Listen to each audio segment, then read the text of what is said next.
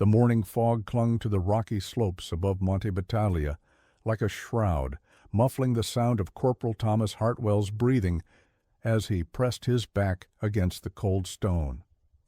September 23, 1944.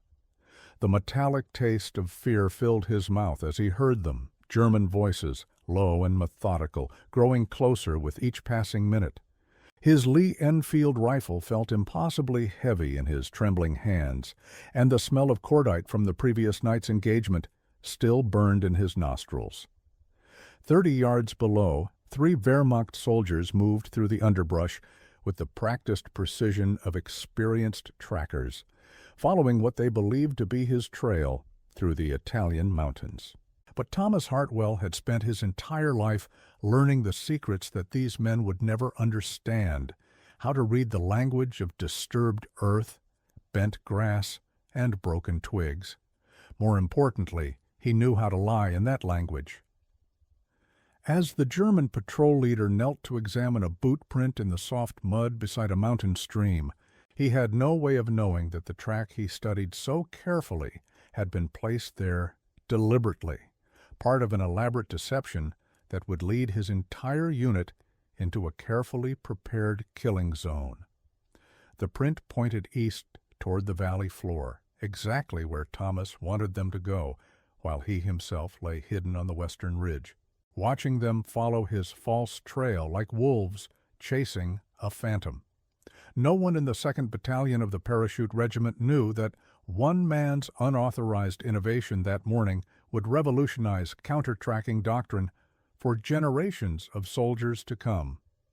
Thomas Hartwell had learned to read tracks before he could properly read books, growing up on his grandfather's farm in the rolling hills of Devon, where every morning brought lessons in the ancient art of following game through bracken and heather.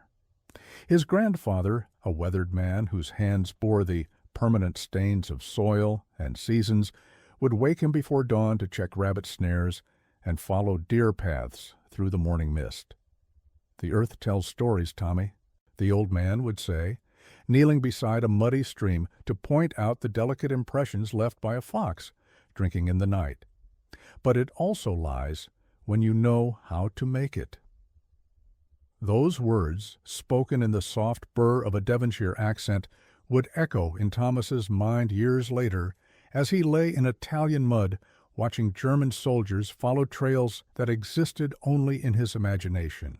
His childhood was spent learning which way grass bent when stepped on, how long it took for disturbed earth to settle, and most crucially, how to move through the landscape without leaving the story of his passage written in boot prints and broken branches.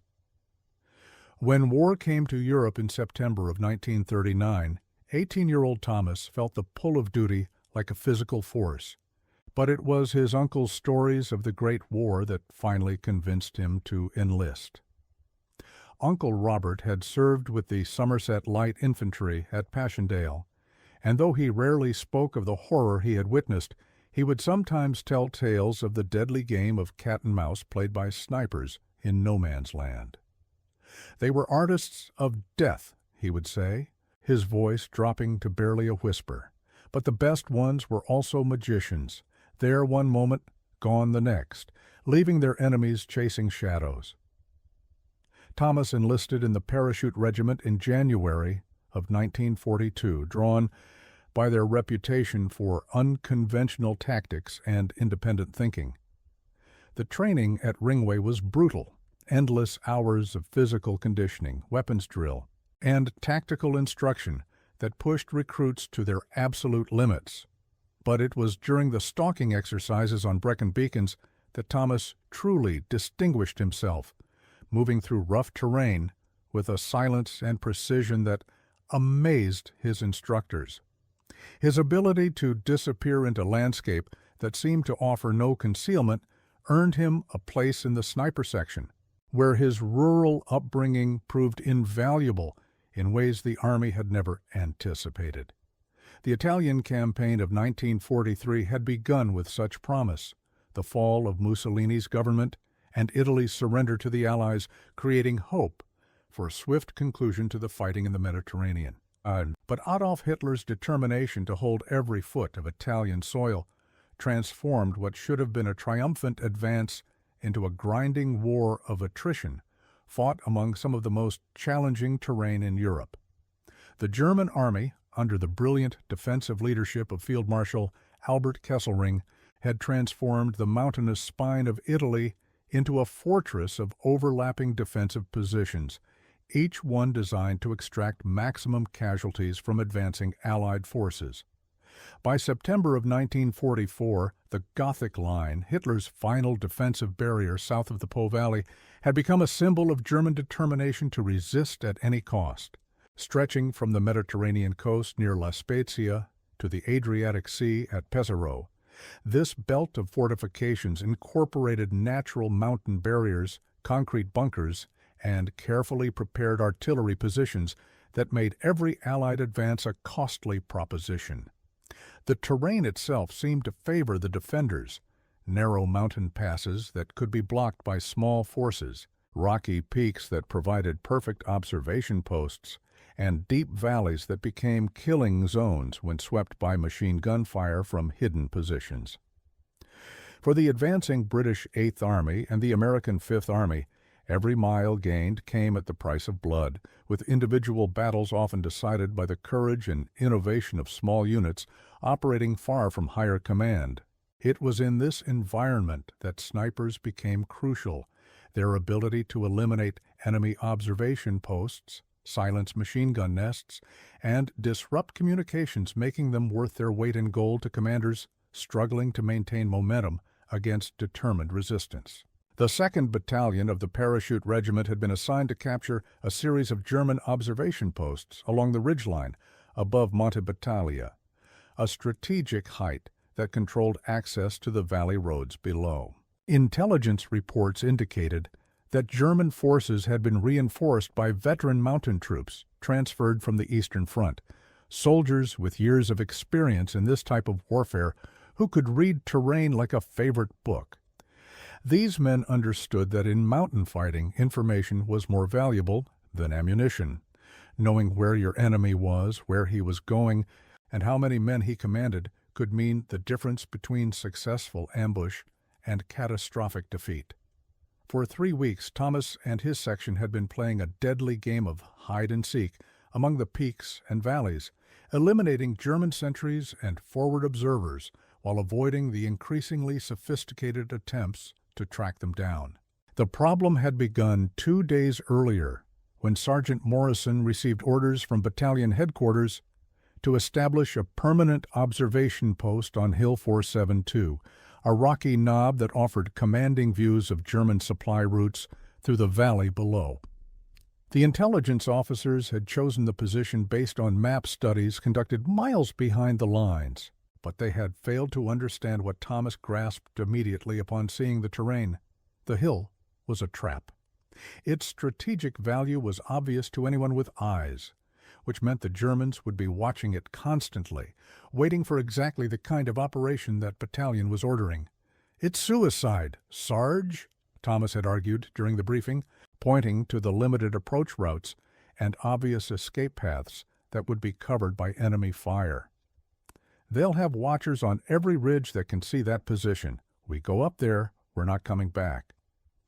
But Sergeant Morrison, a solid professional soldier who had earned his stripes in North Africa, was bound by the iron discipline that had carried him through 3 years of war. "Orders are orders, Corporal," he replied, though Thomas could see doubt flickering in the older man's eyes.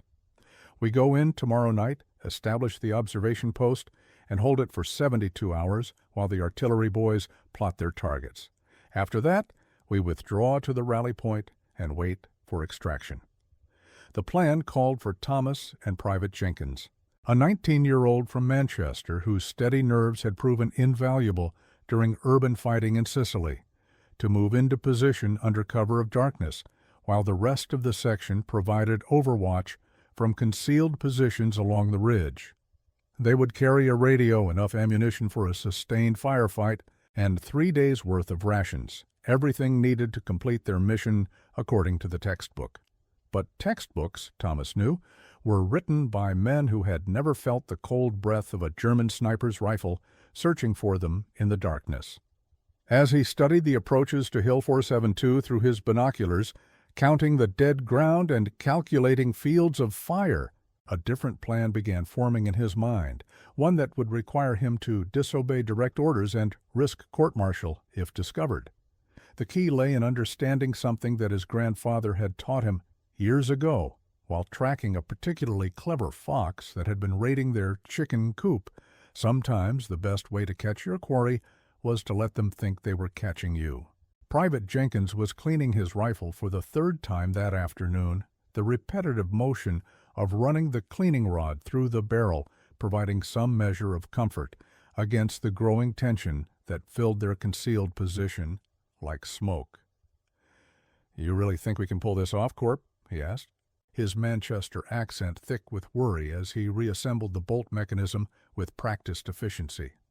Thomas watched the German positions through his scope, noting the subtle changes in routine that indicated increased alertness among enemy forces, and considered how to answer honestly without destroying what remained of his partner's confidence. The truth was that conventional tactics would get them both killed.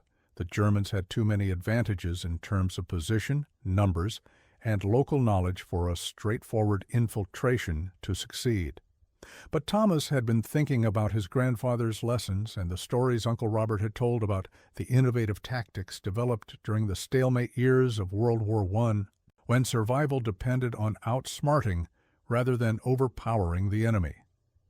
"Not the way they want us to do it," he finally replied, making his decision as the words left his mouth.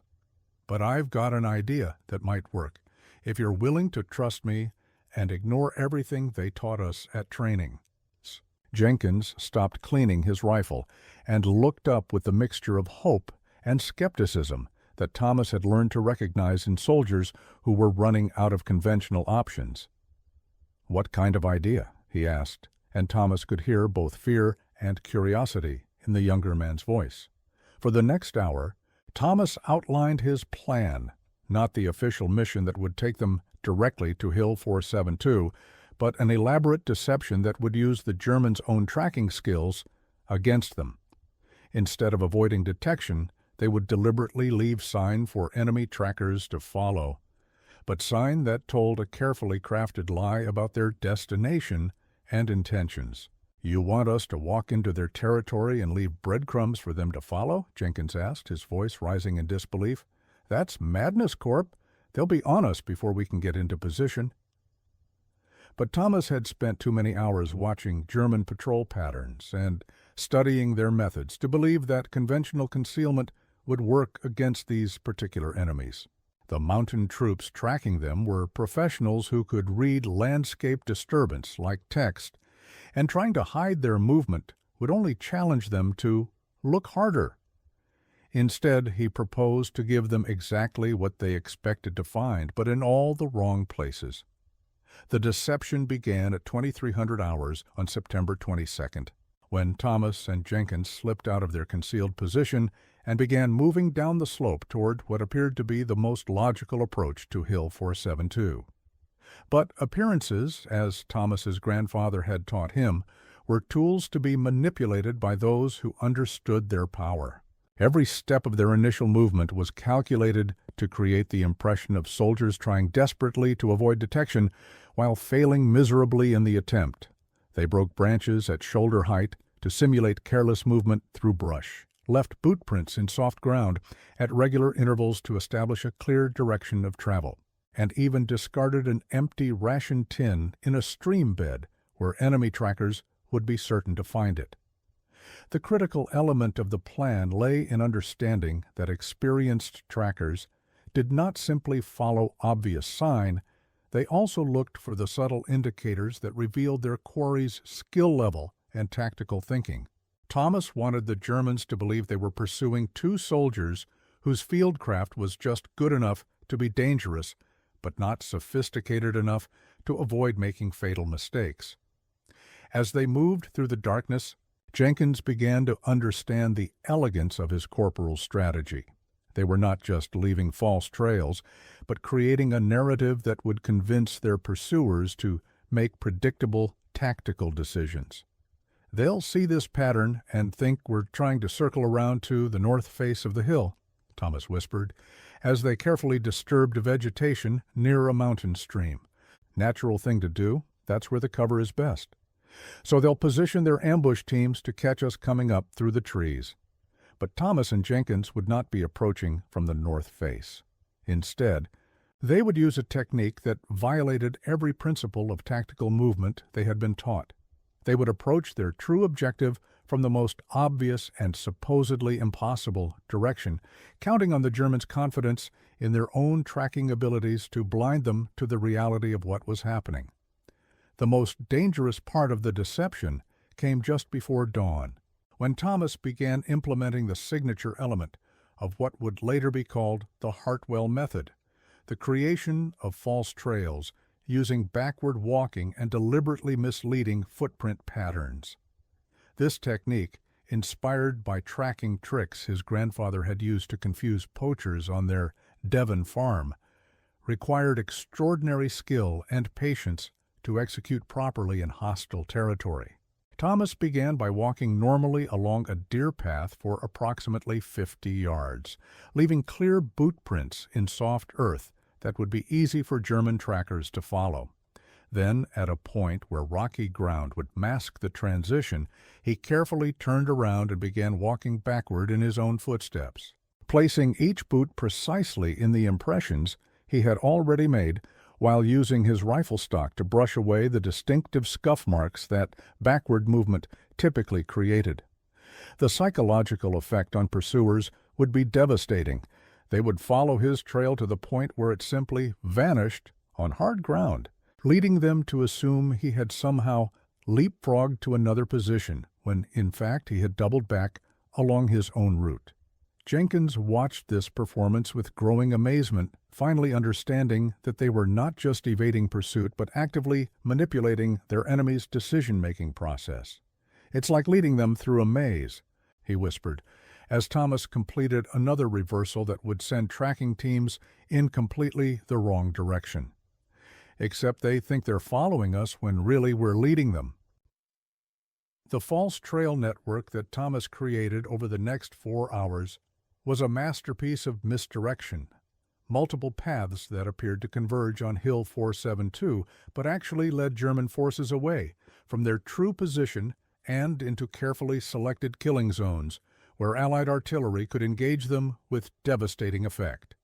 By 0600 hours, Thomas and Jenkins had reached their actual destination, not the exposed observation post that Battalion had ordered them to occupy, but a concealed position on the reverse slope of Hill 389 that offered equally valuable intelligence-gathering opportunities without the suicidal exposure that would have made their mission impossible.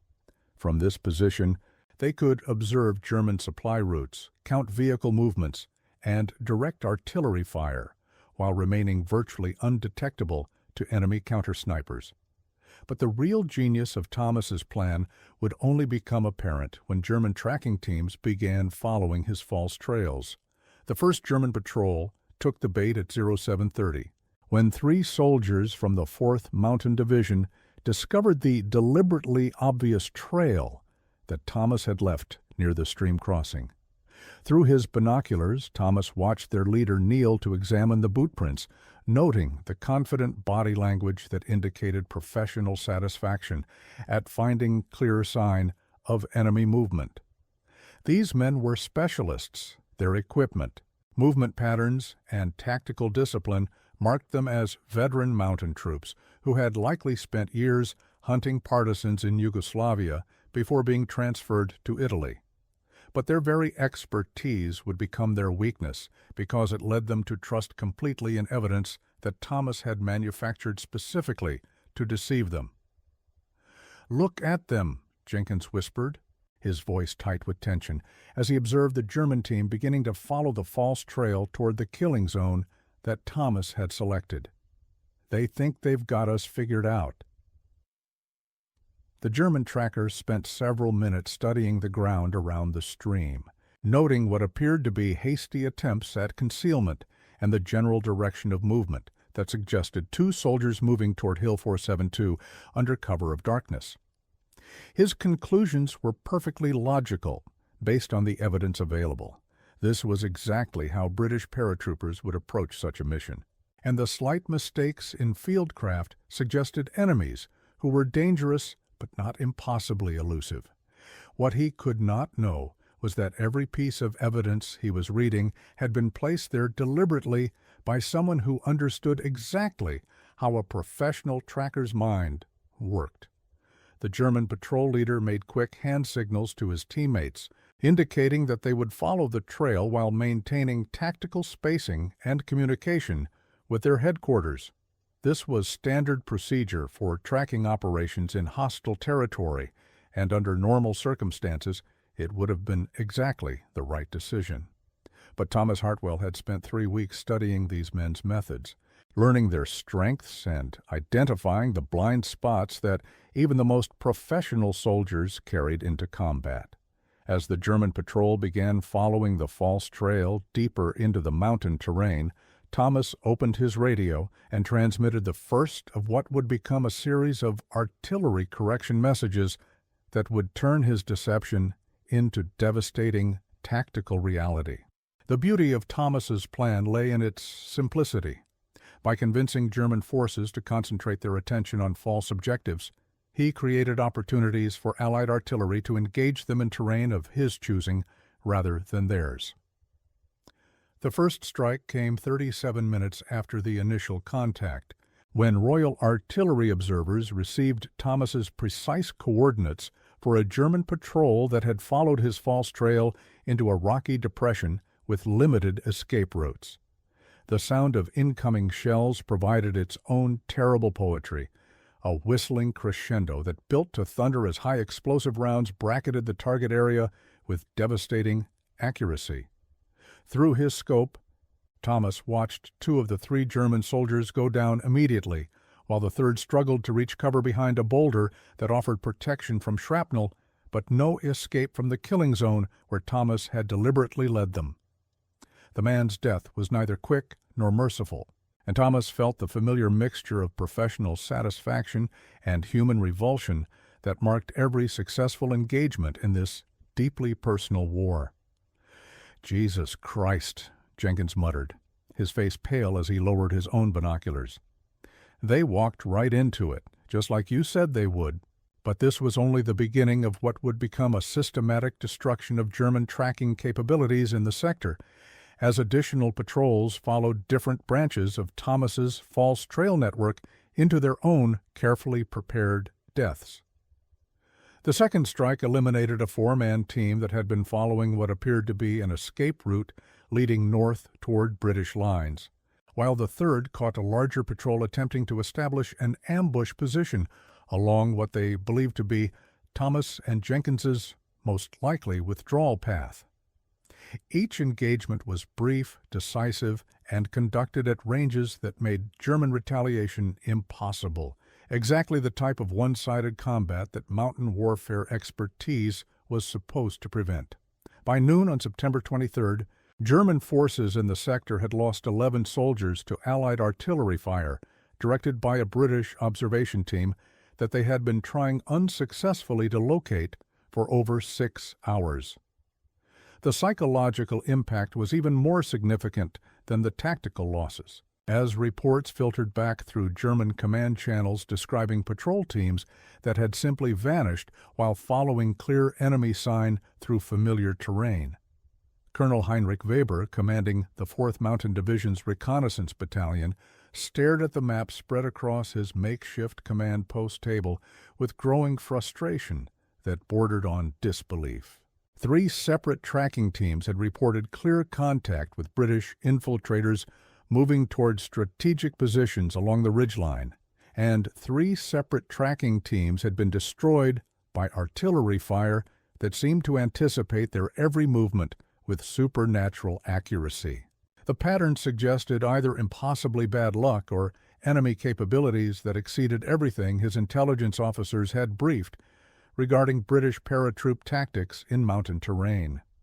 "Sir," reported Hauptmann Müller, his operations officer, "radio contact with tracking Team 7 was lost at 13:20 hours. Last transmission indicated they were following clear enemy sign toward grid reference 4792. Weber studied the coordinates and felt a chill of recognition. That was the fourth position where German patrols had been caught in devastating artillery strikes while pursuing what appeared to be obvious enemy movement.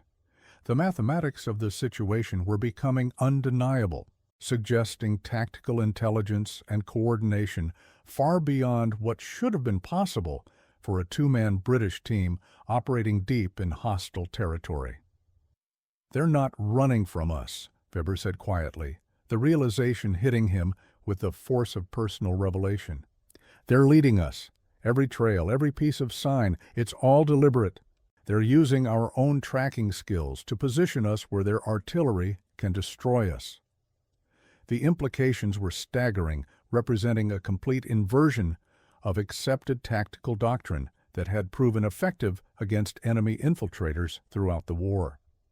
If British forces had developed counter-tracking techniques sophisticated enough to manipulate professional mountain troops, then fundamental assumptions about reconnaissance and pursuit operations would need to be reconsidered at the highest levels of command. Weber immediately ordered all tracking operations suspended pending a complete tactical review. But the damage had already been done, not just the physical casualties, but the psychological impact on soldiers who had been trained to trust absolutely in their ability to read the language of disturbed earth and broken vegetation. Word of the mysterious British team that could somehow make German trackers track themselves into prepared killing zones spread through the ranks like wildfire, creating a legend that would influence German tactical thinking for the remainder of the Italian campaign. The true measure of Thomas Hartwell's innovation became apparent during the final phase of his unauthorized operation. When German commanders made the decision that he had been counting on throughout his elaborate deception, they committed significant resources to locating and destroying an enemy team whose actual position remained completely unknown. By 1600 hours on September 23rd, elements of two entire companies were moving through the mountain terrain, following increasingly complex search patterns designed to flush out infiltrators whose capabilities seemed to defy logical explanation. This was exactly what Thomas had hoped to achieve through his false trail network, not just the elimination of individual tracking teams, but the diversion of substantial German forces away from their primary defensive responsibilities. While enemy soldiers searched desperately for ghosts among the peaks and valleys, British forces elsewhere along the front were advancing against positions that had been stripped of their normal complement of defenders.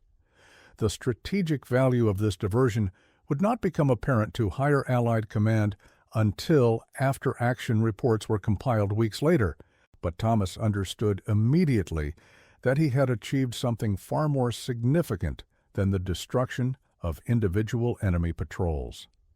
He had demonstrated that psychological warfare and tactical deception could multiply the combat effectiveness of small units to an extraordinary degree, turning two soldiers with rifles into a force capable of influencing enemy decision-making at the battalion level. "Corp," Jenkins whispered, pointing toward a valley where German reinforcements were deploying in search patterns that would take them farther from strategic objectives with each passing hour. "Look at all of them. They're going crazy trying to find us." Thomas watched through his scope as enemy soldiers spread out across terrain where they would accomplish nothing except depleting their own energy and exposing themselves to additional artillery strikes. The irony was perfect. By becoming too good at tracking, the Germans had made themselves vulnerable to having their own skills used against them by someone who understood the psychology of pursuit as well as its technical requirements.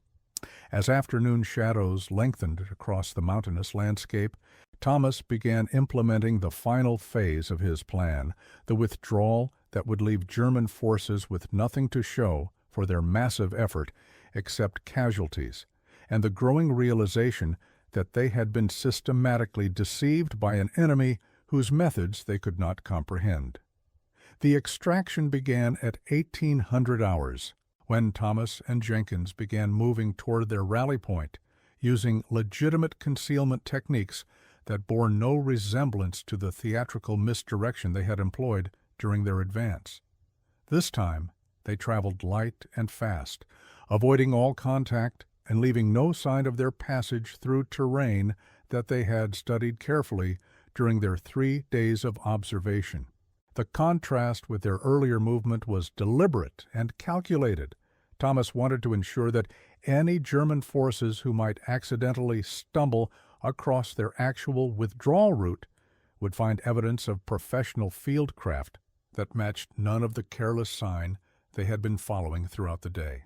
By 2200 hours, they had reached the designated pickup point where Captain Morrison waited with a patrol from their own section, his face a mixture of relief and suspicion as he watched his missing men emerge from the darkness like phantoms returning from an impossible mission. "Corporal Hartwell, the captain said quietly, "your orders were to establish an observation post on Hill 472 and maintain radio contact with headquarters.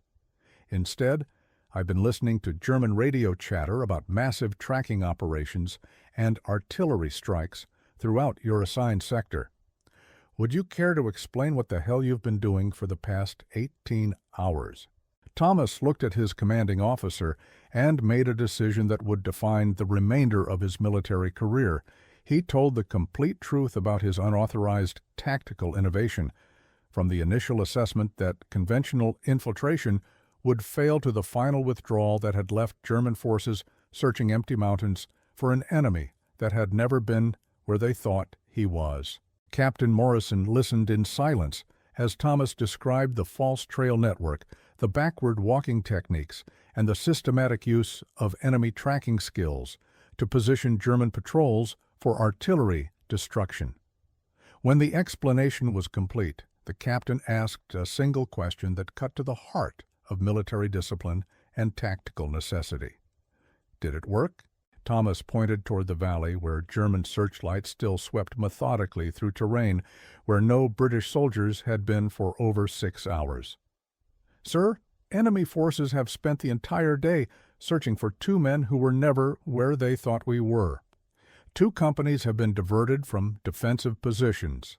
11 soldiers have been eliminated by artillery fire, and German tracking capabilities in this sector have been essentially neutralized. I'd say it worked better than anything we could have accomplished by following the original orders." Eerie. Captain Morrison's report to battalion headquarters captured both the tactical success and the disciplinary complexity of Thomas Hartwell's unauthorized innovation in language that reflected 3 years of combat experience and a deep understanding of military reality. Corporal Hartwell deliberately disobeyed explicit orders regarding mission execution, the report stated, but achieved strategic results far exceeding the original objectives while suffering 0 casualties to his own team, and inflicting significant damage on enemy forces through the innovative application of psychological warfare techniques. The immediate response from higher command was predictably ambivalent, commendation for tactical results combined with stern warnings about the dangers of subordinates taking unauthorized initiative in complex military operations. But Thomas's technique was too effective to ignore, and within weeks requests were filtering down from intelligence officers who wanted detailed briefings on what was already being called the Hartwell method throughout the 8th Army. The formal recognition came in the form of an assignment to the Combined Training Center at Haifa, where Thomas spent the final months of the war teaching counter-tracking techniques to special operations personnel from multiple Allied nations. His students included commandos, paratroopers, and intelligence operatives who would carry his innovations into post-war conflicts around the globe, adapting false trail techniques to jungle warfare in Malaya, desert operations in North Africa, and urban insurgency scenarios in occupied Europe. The irony was not lost on Thomas that his grandfather's lessons about foxes and chicken coops had evolved into formal military doctrine studied by professional soldiers in classrooms thousands of miles from the Devon Hills, where he had learned to read the secret language of the earth. After demobilization in 1946, Thomas returned to his family farm and never spoke publicly about his wartime service, deflecting questions from local newspapers with the modesty that had characterized his entire approach to military life. He married his childhood sweetheart Sarah in the spring of 1947, raised 4 children who knew their father as a quiet man who could track rabbits through dense bracken and always seemed to know when rain was coming. The medals and commendations remained in a wooden box in the attic, visited only when grandchildren asked about the old photographs and wondered why Grandpa had such serious eyes and pictures from his youth. The lasting impact of Thomas Hartwell's innovation became apparent decades later, when military historians studying the Italian campaign discovered that his psychological warfare techniques had influenced German tactical doctrine far beyond their immediate tactical success in September of 1944. Field reports from German archives revealed that the systematic destruction of tracking teams through false trail manipulation had prompted major revisions in reconnaissance procedures, with mountain divisions receiving extensive training in counter-deception techniques designed to identify and avoid manufactured enemy sign. This represented the first documented case of tactical innovation by individual soldiers influencing enemy doctrine at the institutional level, demonstrating how small unit creativity could achieve strategic effects through the careful application of psychological pressure to enemy decision-making processes. More significantly, Thomas's success helped establish the theoretical framework for what would later become known as tactical deception doctrine, influencing everything from special operations training to contemporary counterinsurgency techniques used by modern armies facing asymmetric threats. The mathematical elegance of his approach, using enemy expertise against itself through the manipulation of evidence and expectation, provided a template for psychological warfare that transcended the specific techniques employed in the Italian mountains. Contemporary military analysts studying the Hartwell method note that its effectiveness derived not from superior technology or overwhelming force, but from understanding the cognitive biases that even professional soldiers bring to tactical situations. By exploiting the natural tendency of experienced trackers to trust in familiar patterns and logical conclusions, Thomas had demonstrated how psychological manipulation could multiply combat effectiveness far beyond what conventional military mathematics suggested was possible. The lessons learned from his unauthorized innovation continue to influence contemporary military thinking about small unit tactics, individual initiative, and the psychological dimensions of warfare in an era when technology has not eliminated the fundamental importance of understanding how enemies think and react under pressure. Veterans of subsequent conflicts from Korea to Afghanistan have reported using variations of the false trail technique in situations where conventional concealment proved inadequate against sophisticated enemy tracking capabilities, testament to the enduring relevance of innovations born from desperate necessity in the mountains of wartime Italy. Thomas Hartwell lived quietly until his death in 1998, but the legend of his impossible day among the Italian peaks grew with each retelling, inspiring new generations of soldiers who faced their own moments of decision between following orders and following instincts. The question his story poses remains as relevant today as it was on that September morning when he chose deception over compliance, innovation over doctrine, and creative thinking over mechanical obedience to higher authority. In an age when military effectiveness is often measured in terms of technological superiority and numerical advantage, Thomas's achievement reminds us that individual creativity and psychological understanding remain the most powerful weapons available to soldiers willing to think beyond the limitations of conventional wisdom.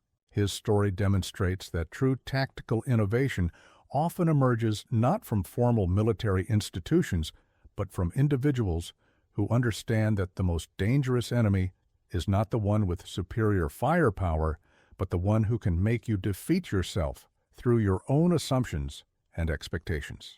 The fake footstep method that led German trackers into their own destruction was ultimately a triumph of imagination over technique, proving that in warfare, as in life, the most effective solutions often come from those who are willing to see familiar problems from completely new perspectives.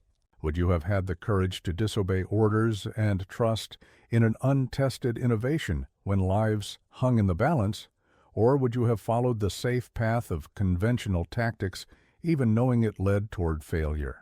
Comment below and share this story, so others remember that sometimes the greatest act of loyalty to your comrades is the willingness to break the rules that would otherwise get them killed.